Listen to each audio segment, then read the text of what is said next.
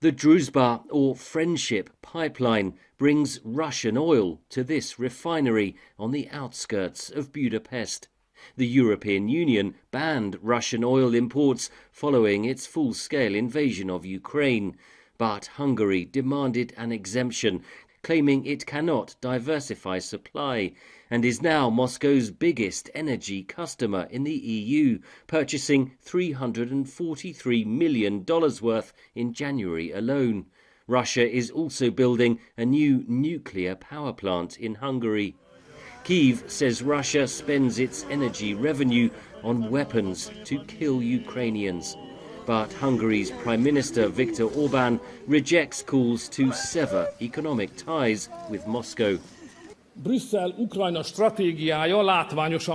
Brussels' strategy for Ukraine has failed spectacularly, not only on the battlefield where the situation is catastrophic, but also in international politics. We have said in vain that this war is a brotherly war of two Slavic nations, and not ours. Orbán has criticised EU sanctions on Russia, blocked European aid for Ukraine, and delayed ratifying Sweden's accession to NATO. He has made Hungary the outcast of Europe, says analyst Peter Kreko. No one has went so far in demolishing democratic institutions, turning against the Western institutional system and cultivating relationships with Russia and China. China is financing a $3.8 billion high-speed railway from Budapest to the Serbian capital Belgrade, a flagship project of its Belt and Road initiative.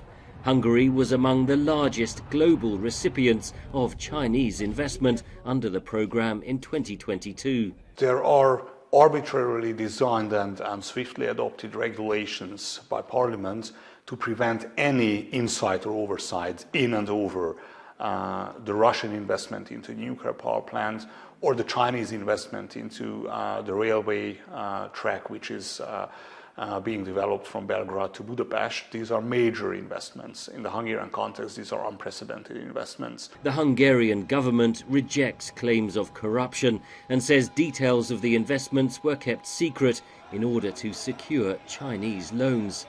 Hungary's warm relations with Moscow and Beijing are based on a geopolitical assumption, says Kreko.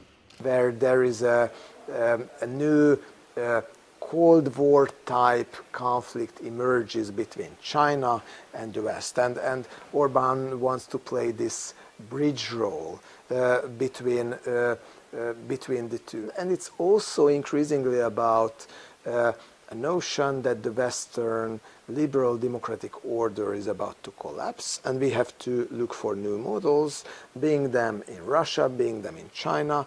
It's a stark reversal from Hungary's emergence from communist rule and accession to the EU. This monument marks the 1956 uprising against Soviet rule, which was brutally crushed by Moscow. And democratic rule would not return to Hungary until 1989. But now there are concerns about the state of democratic rule in the country and about the strength of influence from Russia. Henry Ridgewell, VOA News, Budapest.